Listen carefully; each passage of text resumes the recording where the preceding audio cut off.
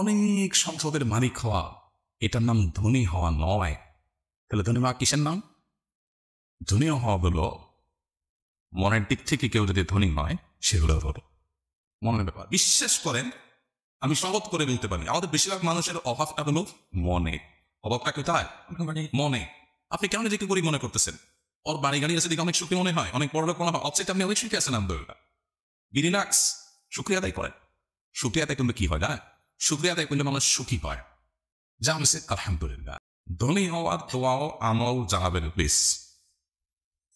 আপনাদের সবাই দরকার এটা। ধনী হইতে চান না আপনারা? ক্যাজব কথা, সবাই দরকার। তাহলে বলবো? আচ্ছা ঠিক আছে, মনোযোগ দিয়ে শোনেন কিন্তু, সিরিয়াস ইস্যু করি তোকে। ধনী হওয়া না হওয়ার ব্যাপার ভাই, ধনী হওয়ার আমল এবং দোয়া এটা জানার আগেই ঠিক করতে হবে ধনী হওয়া কাকে বলে। ধনী হওয়া, আমি কিন্তু দোয়া শিখাই দেবে, কিন্তু আমি কথা ঘুরাচ্ছি না, কিন্তু আপনারা মনে করেন যে বুঝে মনে হয় মানে পাশ কেটে যাচ্ছে না। আমি দোয়া কিন্তু বলবো, আমার বলবো ইনশাআল্লাহ, কিন্তু তার আগে জানতে হবে ধনী হওয়া কাকে বল। একজন গ্রামের মানুষ, তার কাছে শহরে বাসা ভাড়া নিয়ে থাকা, 20-25 হাজার টাকা বেতন একটা চাকরি পাওয়া, এটাই ধনী হওয়া, তাই না? আবার যে শহরে থাকে 20-25 হাজার টাকা বেতন পায় বা 30 হাজার টাকা বেতন পায়, কোনো রকম একটা বাসা নিয়ে থাকতে পারেন, তার কাছে ধনী হওয়ার ডেফিনেশন কি? তার কাছে ধনী হওয়ার ডেফিনেশন একটা ফ্ল্যাটের মালিক হওয়া, হ্যাঁ, এবং মাসে 50-60 হাজার টাকা হাতে আসে, এটা তো তার কাছে। আর যে একটা ফ্ল্যাট মালিক এবং এরকম টাকা আসে, তার কাছে ধনী হওয়ার ডেফিনেশন কি? একটা বাড়ির মালিক হওয়া এবং মাস শেষ কয়েকটা ফ্ল্যাট থেকে লাখখানিক টাকা ভাড়া আসে। আর যে এইটার মালিক, তার কাছে ধনী হওয়ার ডেফিনেশন কি? তার কাছে ধনী হওয়ার ডেফিনেশন হলো বাড়িটা আছে মিরপুরে উত্তরাতে, ধানমন্ডি গুলশানে একটু বাড়ি পর, এটা হলো তার কাছে ধনী হওয়ার ডেফিনেশন। আর যে ধানমন্ডি গুলশান থাকে, তার কাছে ধনী হওয়ার ডেফিনেশন কি? তার কাছে ধনী হওয়ার ডেফিনেশন হলো, সংজ্ঞা হলো দুবাইয়ের পাঁচজমারাতে একটা ফ্ল্যাট কিনা। আর যে দুবাই পাঁচজমারাতে ফ্ল্যাটের মালিক এসে, তার কাছে ধনী হওয়ার ডেফিনেশন কি? তার কাছে ধনী হওয়ার ডেফিনেশন হলো সাদে নাকি ফ্ল্যাট বুকিং হচ্ছে, ওখানে টাকা জমা দিতে পার, এটা হলো তার কাছে কি? ধনী হওয়ার ডেফিনেশন। তাইলে জিনিসটা কি দাঁড়াইলো? আসলে সবাই ধনী, আসলে সবাই ধনী। প্রত্যেকে তার উপরের দিকে তাকাইলে মনে হয় আমি কি গরিব, আবার নিচের দিকে তাকাইলে মনে হয় আমি ধনী। তাহলে এটা আসলে দৃষ্টিভঙ্গির ব্যাপার, এটা দোয়ার ব্যাপার না। এটা কিসের ব্যাপার? দৃষ্টিভঙ্গির ব্যাপার। আপনাকে আল্লাহ তাআলা 2টা শার্ট দিছে, আপনি মাত্র 2টা শার্ট, একটা দিয়া শুকে আর একটা গায়ে দেয়। আপনি দেখলেন আরে 10টা শার্ট, তাহলে ধনী হওয়ার সংজ্ঞা হলো 10টা শার্টের মালিক হওয়া। আল্লাহ হুজুর একটা আমল শিখাই দেয় যে দোয়া করলে আমার 10টা শার্ট হয়ে। এবার আমি দিলাম আপনাকে একটা দোয়া শিখায়, আপনি দোয়া করে 10টা শার্টের মালিক হয়ে গেছে, ধনী হয়ে গেছে। এখানে ধনী হন নাই, কারণ ওই যে দোয়া পড়ে পড়ে পড়ে পড়ে পড়ে পড়ে কষ্ট করে করে 10টা শার্টের মালিক যেদিন হবে না, ওই দিন আরেকজনের সাথে পরিচয় হবে, তার 50টা আছে। কয়টা আছে তার? 50টা। এবার ওইটা দেখার পর আবার এসে নিব, বুঝুন দোয়া তো আরেকটা লাগবে। এখন শার্ট কয়টা আলাদা দেখছি? 50টা। এবার 50-60 আলাদা মালিকের দোয়া আপনি নিলেন, নিয়ে আবার করলেন করলেন করলেন, 50 শার্টের মালিক হয়ে গেছেন। ততক্ষণে দেখলেন আরেক বেটা সে শার্ট ফ্যাক্টরির মালিক। তার মানে এটার কোনো শেষ আছে? সৌদি আরবে আমার এক ভাই ছিল, মিজান ভাই নাম, উনি চিনে, টাঙ্গাইল বাড়ি।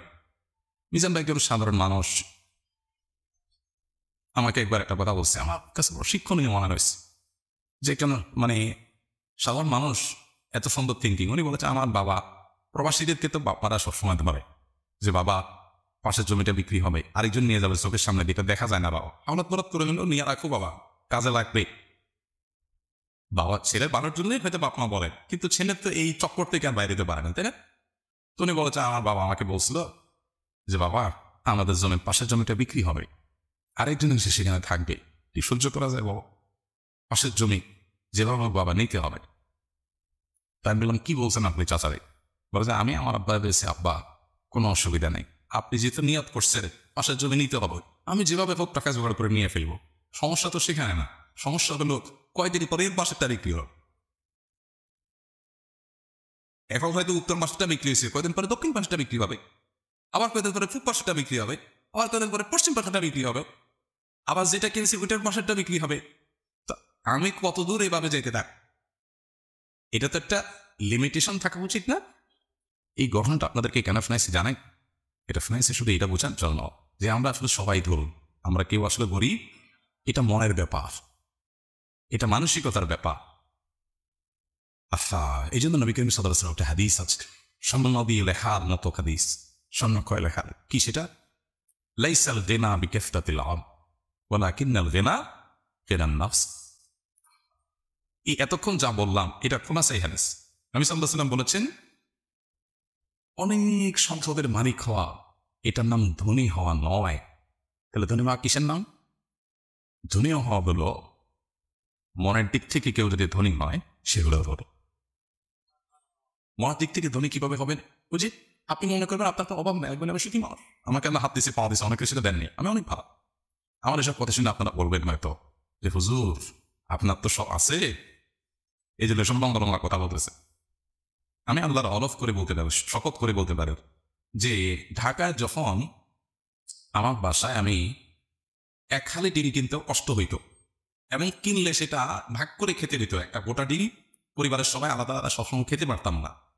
তখনও আমার কাছে মনে হয়, আমার ওয়াইফের সাথে মাঝে মধ্যে আলাপ হয়, সে আমার সাথে একমত, তখনও আমাদের কাছে এক মুহূর্তের জন্য মনে হয় না আমাদের কোনো অভাব আছে, আমাদের খুব ধনী মনে হতে দেখে খুব সুখী আছে।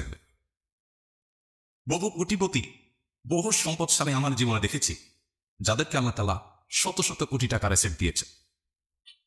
এরকম বহু মানুষ আমি আমার চোখে দেখেছি যারা এত অ্যাসেটের মালিক হওয়ার পরেও তারা হামতাস করে, হুজুর কিভাবে চলবো যাই। আমার কাছে কালকেও একজন আসছে, এরকম একজন ইন্ডাস্ট্রির মালিক, বলতেছিলেন হুজুর সামনের দিনগুলো কি হবে বুঝতেছি না, যদি স্যাংশন আইসা যায় দেশে, ব্যবসা বাণিজ্য এমনি আগে উঠছে, বাকিটা হবে, মাসের খরচের টাকাটাও জোগাড় হবে বলতে আমি যাই না। এটা যে বকলক বলতেছে তার যে পরিমাণ অ্যাসেট আছে সেগুলো বিক্রি করে বসে বসে খাইলেও 2-1 প্রজন্ম চলে যাওয়ার কথা, বা সে টেনশন করতেছে যে সে কি খাবে। এগুলো কিসের ব্যাপার বলে? মনের ব্যাপার। বিশ্বাস করেন, আমি শপথ করে বলতে পারি আমাদের বেশিরভাগ মানুষের অভাবটা হলো মনে। অভাবটা কোথায়? মনে। আপনি কেন নিজেকে গরিব মনে করতেছেন? ওর বাড়ি গাড়ি আছে দিকে অনেক সুখী মনে হয়, অনেক বড় লোক মনে হয়, অবশ্যই আপনি অনেক সুখী আছেন। আলহামদুলিল্লাহ, রিল্যাক্স, শুকরিয়া আদায় করেন। শুকরিয়া আদায় করলে কি হয় না? শুকরিয়া আদায় করলে মানুষ সুখী হয়, যা হচ্ছে আলহামদুলিল্লাহ। তো ভাইরা, ধনী হওয়ার জন্য আলাদা দোয়া না, বরং আল্লাহর কাছে সুখী হওয়ার জন্য দোয়া করবেন। আল্লাহুম্মা ইন্নী আসআলুকাল আফওয়া ওয়াল আফিয়াতা ফিদ দুনিয়া ওয়াল আখিরাহ। আমাদের সকাল সন্ধ্যার যে দোয়ার বইটা আছে ওখানে এরকম কয়েকটা দোয়া আছে যেখানে আল্লাহর কাছে প্রশান্তি, সুখ চাওয়া হয়েছে। আল্লাহ তো আমাদের সবাইকে সুখী হওয়ার তৌফিক দান। সেই সাথে সম্পদশালী হওয়ার জন্য আপনি চেষ্টা করেন, সিরিয়াসনেসের সাথে কাজ করেন।